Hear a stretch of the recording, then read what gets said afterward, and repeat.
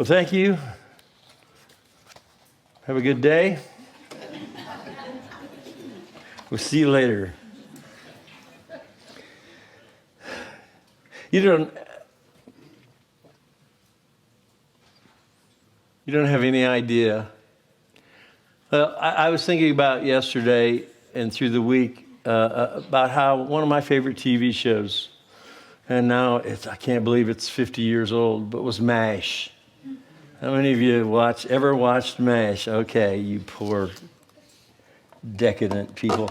But yeah, it started out, it had like an 11 or 12 year run. It started out being this shoddy, sophomoric comedy. It was cheesy.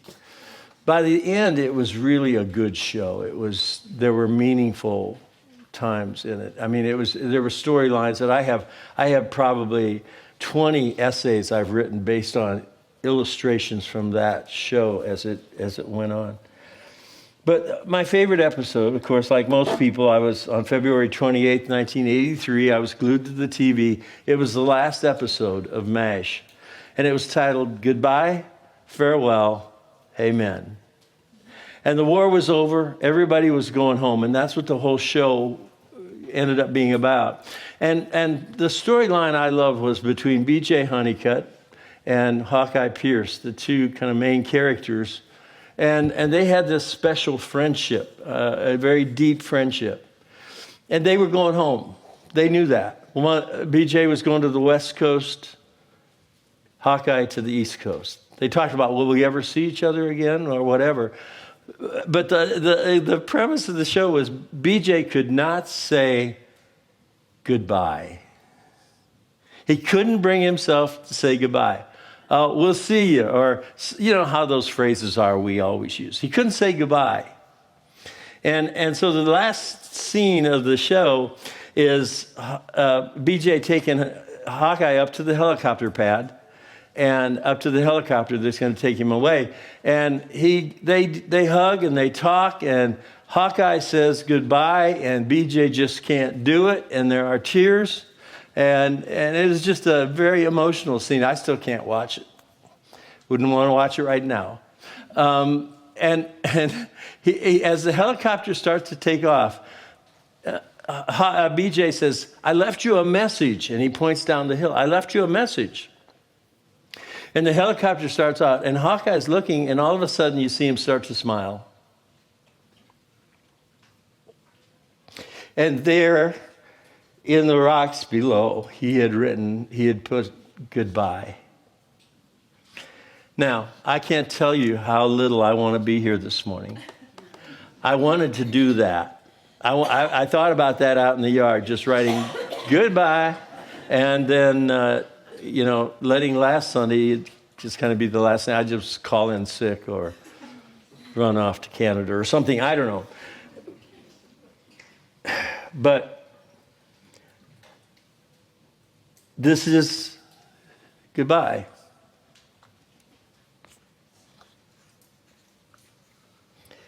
I don't know how much of a goodbye it is. I know Judy and I will be back for certain for Jonathan's last Sunday. But other than that, I think it's always best that a pastor disappears when his run is done. So I don't know what that means. I don't know anything at this point. Honestly, I have no idea where our life is going. I don't know if I'll ever preach again. I don't know if I'll ever lead worship again. I hope I get to sing again. Find some people who are really hard of hearing that can't really hear me, and they'll think I'm great, man. John Denver, hey. But you got to be old and have a sense of humor, you know. I don't know. I don't know much of anything, but I do know this. We have today, this morning, and I have the opportunity to spend a little time with you in the Word. So we're going to do that. I want you to go to Deuteronomy chapter 34. This is kind of where we kicked off 2 weeks ago, and we've been spending most of our time in this chapter because it's really the end of the story. We have been looking at this this amazing story of the life of Moses and how it broke down in 3 sections. And I have to give credit where credit is due. It was really Jonathan that came up with kind of the framing of this, where it was from really the miracle child. We saw so many miracles that God worked to even keep this kid alive. And then he became this murderer fugitive. And that's exactly what he was. No matter how we frame it, he murdered a man and went on the run. For 40 years, God let him run. And then God speaks to him out of a burning bush, a bush that burns but isn't consumed. And God calls this guy who is a murderer and sets him now. He says, I am going to use you. You're in my hands. And Moses tried every means in the world, every excuse you could imagine to get out of it. You want to make God laugh? Tell him your excuses, because he's heard them all. Just like every employer has heard every excuse why people... Teachers know every excuse why kids didn't do their homework, right? Yeah.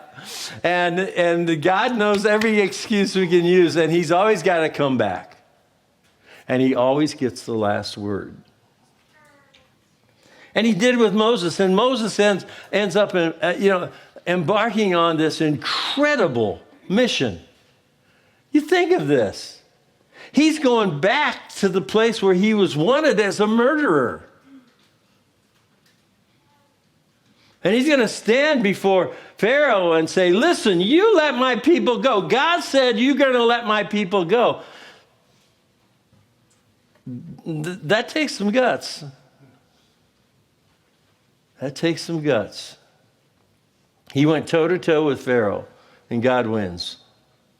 And then the incredible journey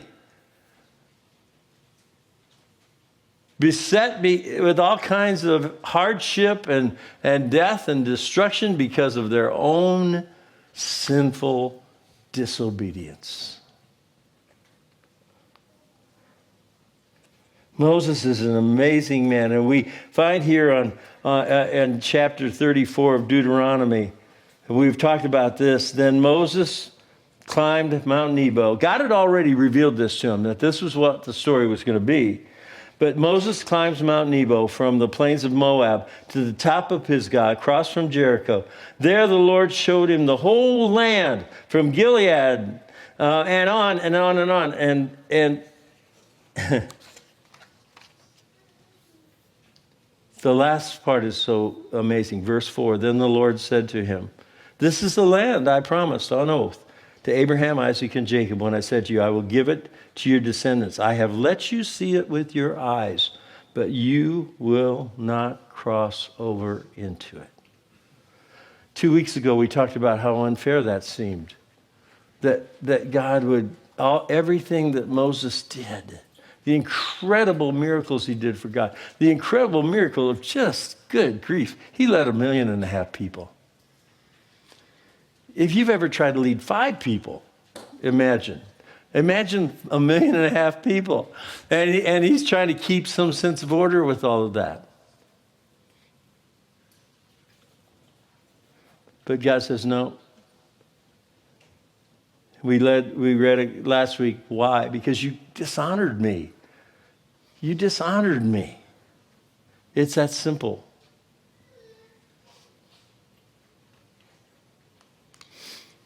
In verse 5, and Moses, the servant of the Lord, died there in Moab, as the Lord had said. He buried him in Moab, in the valley opposite Beth Peor. But to this day, no one knows where his grave is. Judy and I have talked about this a lot, had debated this, and have come to the conclusion that, and I realize some of you are going to have very different opinions on this, but I read that and I think, we are talking about just when we die, we're going to be cremated. I know that's a no-no with some people, and that's fine. But I figure I'm going to be ashes anyway, sooner or later. And then I just want to be cast to the wind. And I do not want a plaque on the ground. Because if I have to have a plaque to show that I lived, then I did not live. Now, some of you think that's weird. It probably is. But Moses is all about the hidden life here. Nobody knows where his grave is. You think about that. Look at our country. What do we got? You've been to Washington. How many monuments do you see to our leaders? The Jefferson Memorial, the Lincoln Memorial, the Washington Monument. We like to build monuments to our leaders.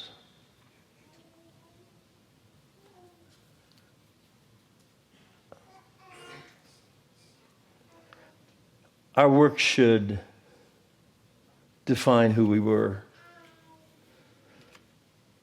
Verse 7, Moses was 120 years old when he died. I love this. Yet his eyes were not weak, nor his strength gone. Now think about that for a minute. Think about that. If you're 120, what do you think would kill you? I think I've shared this with you. I saw a newspaper clipping about a lady who had died in New York. She was a well-known author, I guess, and she was 103. And it listed her obituary and all that stuff, and it was amazing. But the very last sentence was, and the cause of death has not yet been determined. Think about that for a minute. 103, I think that's a good enough cause. 120, you would think that would be simply, well, hey, 120. But he was strong. Here's what, and I can only conjecture on this, but I think God just said, it's time. It's time. And God's time is always, the Greeks had two different ways of looking at time. They looked at chronos, which is chronological time, like, oh, right now it's 8, or it's only 10:30. I still got a half hour. Don't look at the clock. But that's just chronos time. And then there's kairos time. That's simply the time that is right. And God said at some point, we don't know when, because all it says is that the Lord said, Moses, the servant of the Lord, died there. And that comes right after God's pronouncement to him that he's not going to cross over. We don't know how long Moses stayed up there. But I do think he probably had some time. And I want that time. I want that time at the end of my life to have some time to sit back and look at my life and look over my life. I hope right now it would, if I live another, 2 weeks, it'd be 76 years. I have been spending a lot of time the last few days looking over the past 20 years here in this church. It's okay. It was just his time to go. God says, Moses, now. You think Moses was excited about that? I think he probably was. Are you going to be excited about that? I know this is something this is off the beaten path here. Why are we not more excited about that?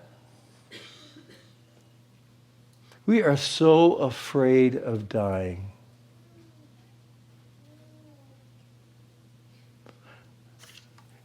I'm looking at Barb Zoll. I love her because I know her heart. She ain't afraid to die. She's just too spunky to go. And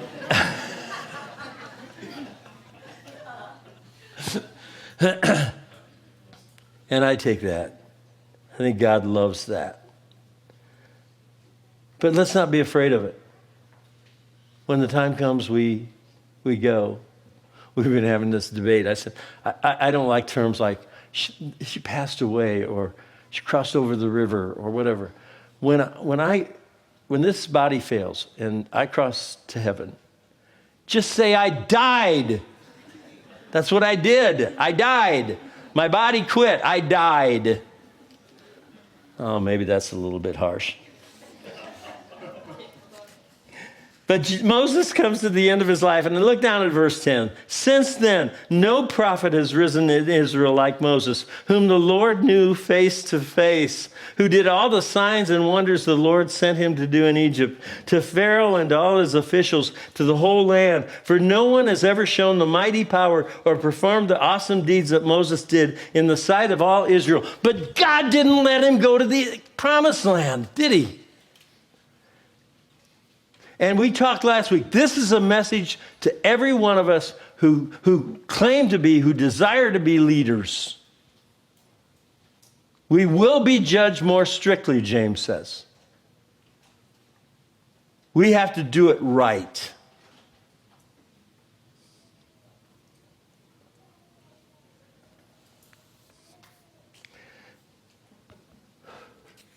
There's so much more. Man. But I have to do this. I want to wrap up here. I always wondered how I'd close when it was time to quit, and to quit for the last time. Singing Holy Forever was so hard. I knew it was the last time. But I thought through the years this morning, I was sitting at 5 a.m., my usual routine, fried my 2 eggs, and I'm sitting there eating breakfast, and I've got a notepad, and I'm just writing things as I remember the memories of this time coming back. The first time I showed up, I was just with Youth for Christ and speaking, and I brought my guitar because I always hid behind my guitar during the first part of the sermon in case somebody threw something, and I would be safe. I thought about the regrets and the failures, the things I wish I would have done better. I've always wished I would have just done what the elders told me to do in the first place, which is to preach the word, love the people, and leave the rest to the church. That's the way it should be. The first time I came, and then kept coming back about once a month and then twice a month, and Walt Watts was the first one to say, would you consider coming as our pastor? I didn't want to be a pastor again, but there was something about it. I don't think they're here today, but Nate Packer was first baby, first hospital visit I made just a couple days before I officially started. And it's so interesting that the Hammer family, the last wedding, the last baby was Sam and Cassie. What an amazing time. The group, there was a group of older families, older couples that just took us in. It was Arnie and Adeline, Norman, and Ron and Karen Lose. Ron taught me how you die with dignity. He showed me that. Arnie and Adeline took me in, and every time I did a concert anywhere, they were there. And I always regret that I couldn't learn. Mentally, I just could not somehow learn. Don't sit under the apple tree with anyone else but me. You got to be an old timer to understand that. Rock River Bible Camp and Jonathan coming in, that was really one of his first connections with Erie Free, other than Greenville College, where you had met so many people. Jerry and Lori taking us out for lunch one day after church, and we were talking about houses, and Jerry, I think, said, I think there's a house for sale over by Heritage Park. We drove down there, turned the corner, and the street sign said Walnut Street. And Judy says, that's a sign from God. It's Walnut Street. And they were moving out, and we lived there. The small group with Brandon and Alicia, who were not yet married, and Scott and Sherry, and Jason and Julie, and us old-timers. Kids. always kids in this church. Everywhere you turned, there were kids. And the numbers just grew. You remember when their Christmas program would be 8 or 10 kids? And now, what is it? Probably 60? If you remember having Awana in the fireplace room. Now, when you're down there today, look at the fireplace room and imagine about 20 kids running full speed around the posts and with the sharp corners of the brick fireplace. I'm amazed to this day that we did not have a major lawsuit at some point from a kid bang into a post. Building project number 1 out there, and the crew, Walt and Barry and some others, and just came every day and worked on it. How about COVID? Anybody remember COVID? Oh, wasn't that fun? Every week the elders would get together and we'd say, okay, this week the state says we can do this or that, or we can't do that. And you're just going, because you had no idea. The hellos and goodbyes. Some were extremely hard and painful. The deaths, the losses. Let me say something. Sometimes people leave for a lot of reasons. And as a pastor, everyone hurts. Everyone hurts. And I was doing fine this morning, to a degree, till Brian and Debbie Lanson walked in. And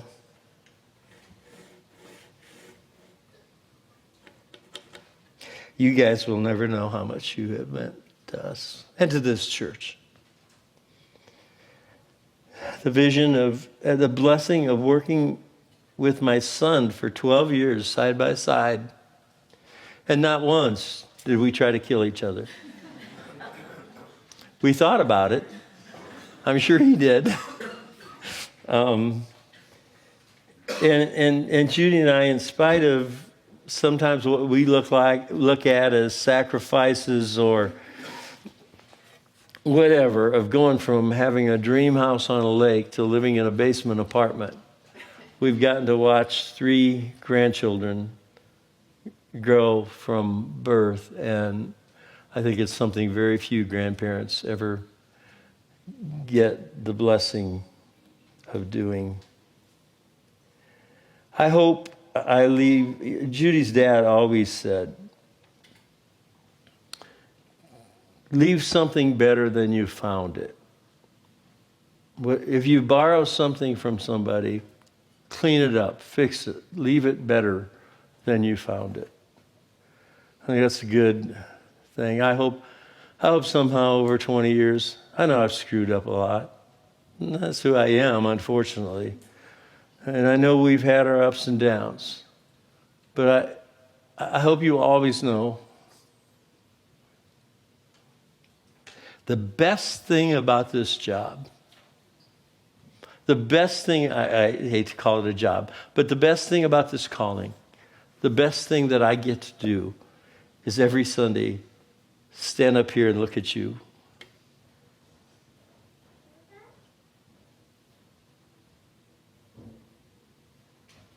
It's pretty special. Got just a couple more things and then we're going to be done. I'll let you out of here, because I think there's hot dogs waiting.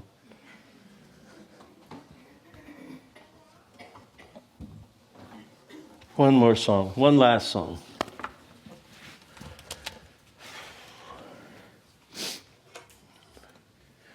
I did this song when I left Walnut.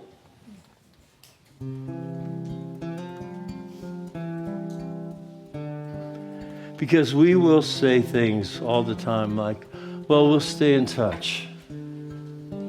We'll see each other. We'll get together somehow, right? We all know that's not really probably true, but no matter what, I think this song says it well. I've heard friends are friends forever, but we don't talk much anymore. I guess that I'll go my way and I guess you'll go yours. Will kindness be neglected on our list of deep regrets? In spite of distance unexpected, can we forgive and not forget? Sometimes I'll think about you, and some old memory will make me cry. Remembering the good times will make me laugh. Yeah, yeah. And all in all, I'm richer for the happy and the sad.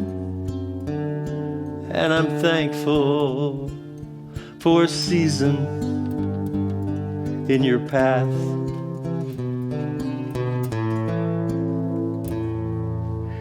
I guess God alone deciphers when people need each other most.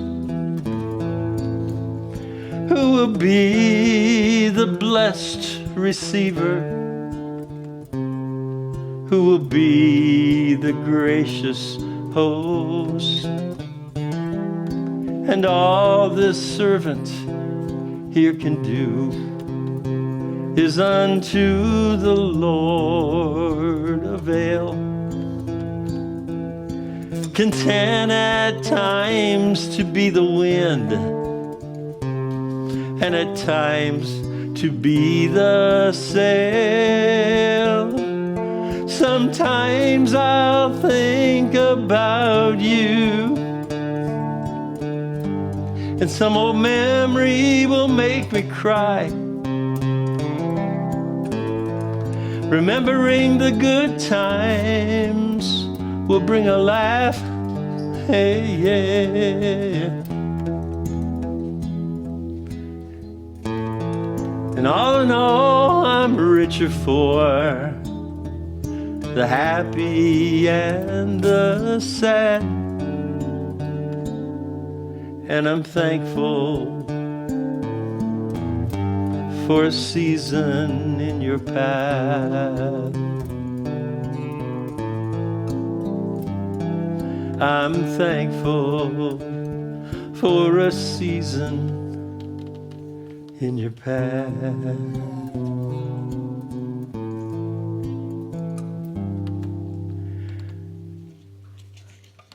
The last few weeks I read a lot of farewell addresses. How did people end?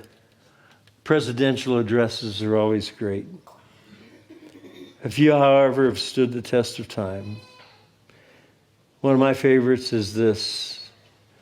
General Douglas MacArthur, in 1952, as he was leaving his military career behind, and he was speaking to the Congress of the United States, and he said, "The world has turned over many times since I took the oath on the plain at West Point, and the hopes and dreams have long since vanished. But I remember the refrain of the old popular barracks ballad of the day, which proclaimed most proudly that old soldiers never die. They just fade away." Then he concluded, "And like that old soldier of the ballad, I now close my career and just fade away. An old soldier who tried to do his duty as God gave him the light to see that duty." And then MacArthur simply said, "Goodbye." So with that, church, goodbye, farewell, and what? Amen. Now, I have been waiting forever to do this. I want you to stand.